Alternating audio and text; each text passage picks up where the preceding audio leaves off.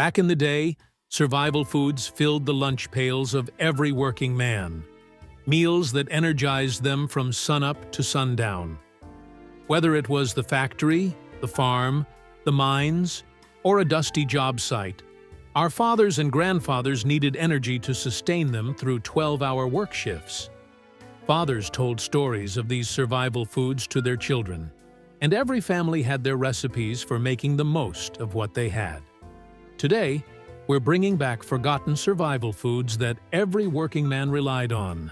Meals that made the difference between going hungry and getting by.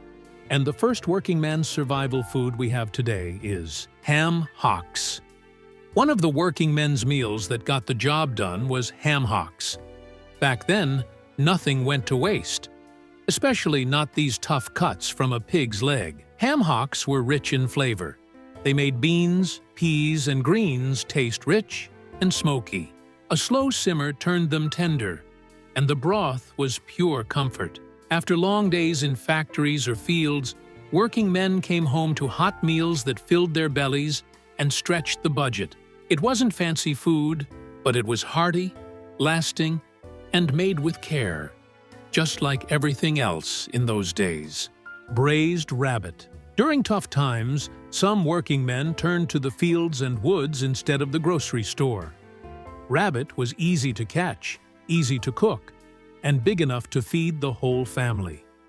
Farm folks and factory workers with backyard gardens knew rabbit was a true survival food. Men would wake before dawn, bring home a rabbit, and still head off to their 12-hour shifts.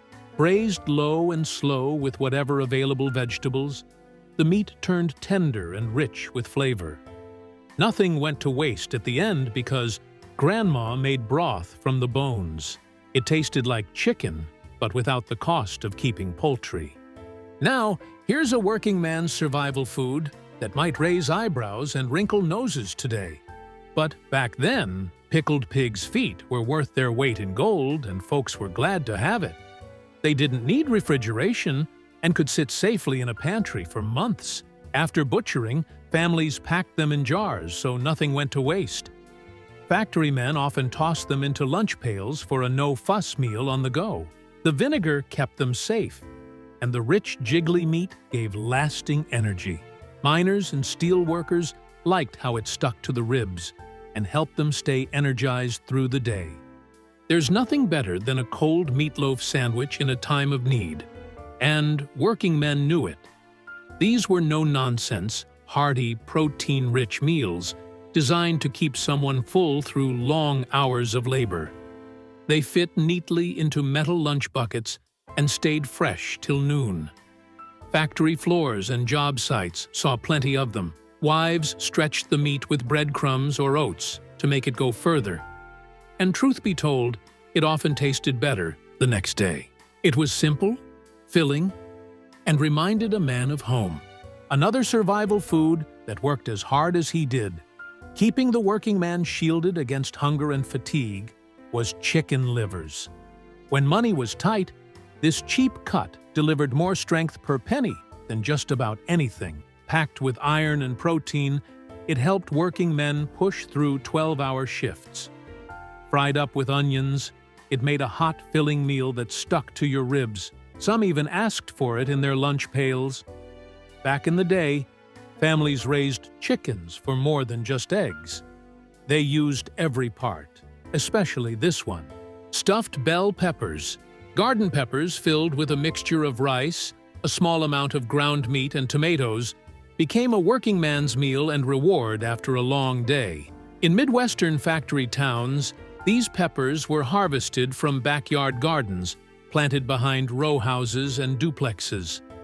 This clever survival food stretched a little meat to feed an entire family by bulking it up with affordable rice. Factory workers coming off shift could look forward to these colorful packages of nourishment waiting on the table. Men working long hours daily needed hearty, filling foods that delivered real satisfaction. The peppers themselves added vital nutrients, often missing from budget meals. Families passed down their special recipes through generations, each with their secret touch. Oxtail was once a poor man's Sunday blessing. It didn't look like much, but after hours of slow cooking, it turned into a rich, stick-to-your-ribs meal. Back then, butchers practically gave it away, but today, it's shockingly pricey. Railroad men, miners, and factory workers loved how oxtail stew could simmer all day and still be perfect when they got home. The meat fell off the bone, and the broth turned thick and hearty. During the Great Depression, it was a true survival food that stood in for the good meats they wanted, and no one complained. Grandpa used to say, "If you can turn oxtail into Sunday dinner, you'll never go hungry." Even in tough times, special meals still mattered, and breaded veal cutlets were a working man's version of fancy meals. It wasn't much, but enough to feel like a treat without breaking a really tight budget. In immigrant households across Pittsburgh and Milwaukee, families pounded thin slices of veal, coated them in breadcrumbs, and fried them till they became golden brown. A small portion of veal would expand to feed the family for a night, and men coming home from long shifts looked forward to it. It didn't need special skills, just a hot pan, a few common ingredients, a mother's careful touch, a little time, and a real survival food that tasted like more than it cost was served on a plate. And speaking of stretching a dollar and making the most of what was available, ground beef casserole was a solid dinner for working men and their families. When paychecks had to stretch, Mom made sure no one went hungry with this dish. A bit of ground beef mixed with noodles, whatever vegetables were around, and a layer of breadcrumbs on top became a meal that lasted for days. Men packed leftovers for early shifts, knowing it would keep them going through the day. In leaner times, there were more vegetables and pasta in it than meat, but nobody minded. It was hearty, practical, and waiting warm in the oven when Dad walked through the door. When money was tight and meat was hard to come by, families turned to whatever they had in the pantry. One of the simplest ways to get by was canned tuna mixed in a creamy white sauce and poured over egg noodles. Men on the line needed something hot and filling after a hard day's work. And this survival food puts a warm meal on every plate without costing much. During the war and years after, when meat was rationed, folks leaned on creamed tuna on egg noodles to keep going. It made a single can of tuna go a long way for pennies. Nothing hit the spot on cold nights after long shifts like boiled dinner. In New England and beyond, families made it with corned beef or ham simmered all day in one pot with cabbage, carrots, onions, and potatoes. It only needed time on the stove while folks were at work. And by supper time, the broth was rich, the portions hearty. The plainest vegetables tasted good, and the cleanup was easy. Men came home to feast on warm, full bowls that gave them back the strength they'd spent. Every family had their take of this survival food handed down to every generation, like a trusted old coat. Real steak was a luxury most working families couldn't afford. And sometimes a man just wants something that feels familiar, but not expensive. And Salisbury steak was the next best thing. Ground beef shaped into thick patties, pan-fried and topped with onion gravy. It looked like steak and tasted close enough to satisfy. A few breadcrumbs helped stretch the meat, and the rich gravy made it feel like a full meal. Men packed leftovers between white bread for lunch the next day. It wasn't fancy, but it was filling, warm, and made a man feel like he wasn't missing out. Pork neck bones. One of the ways a working man shows his resourcefulness is by turning pork neck bones into a survival food that lasts. These cheap cuts, slow cooked with beans or greens, fed the whole family for next to nothing.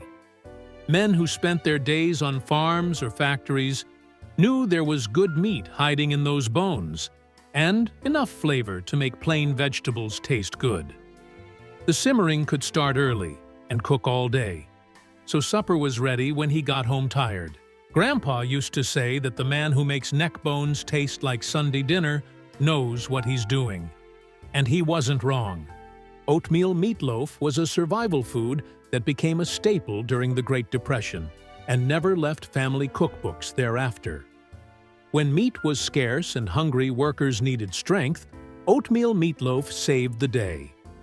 Across America, many working men relied on this cleverly stretched meal that used oats to double the size of precious ground meat.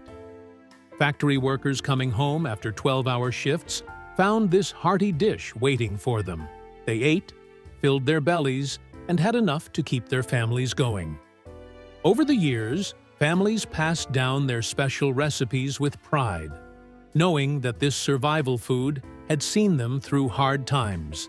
Back in the day, beef heart was real survival food, cheap, filling, and full of protein. It might sound strange now, but for the working man, it was a source of strength. Railroad crews, mill operators, and factory workers all knew a well-cooked beef heart with onions and root veggies would keep them going all day. It was strong and made up in nutrients, what lacked for not being fancy. Beef heart were either sliced thin for sandwiches or served hot with gravy. It was a blue-collar favorite that had folks say that how it was cooked mattered more than how you cut it. If this is your first time joining us, welcome to Back Then USA, where we celebrate American nostalgia, one video at a time. Today's presentation reminded us of the survival foods that helped our fathers and grandfathers get through hard times. These meals tell a story about how we were raised, about men who worked with their hands, and families who made the most of every dollar. The working man's table offered nourishing foods that helped build this country during its toughest years. These recipes taught us how to live well with limited means. Many of us remember hearing about them from fathers and grandfathers after long days of honest work. Today, some of these survival foods have become surprisingly expensive, but their wisdom remains. With slow cooking, a little time and care, even humble ingredients can still bring comfort meals. If you enjoyed this journey through the survival foods of working men, please like this video, subscribe to the channel, and share your own family food memories in the comments below. Until next time, take care and keep the old ways alive.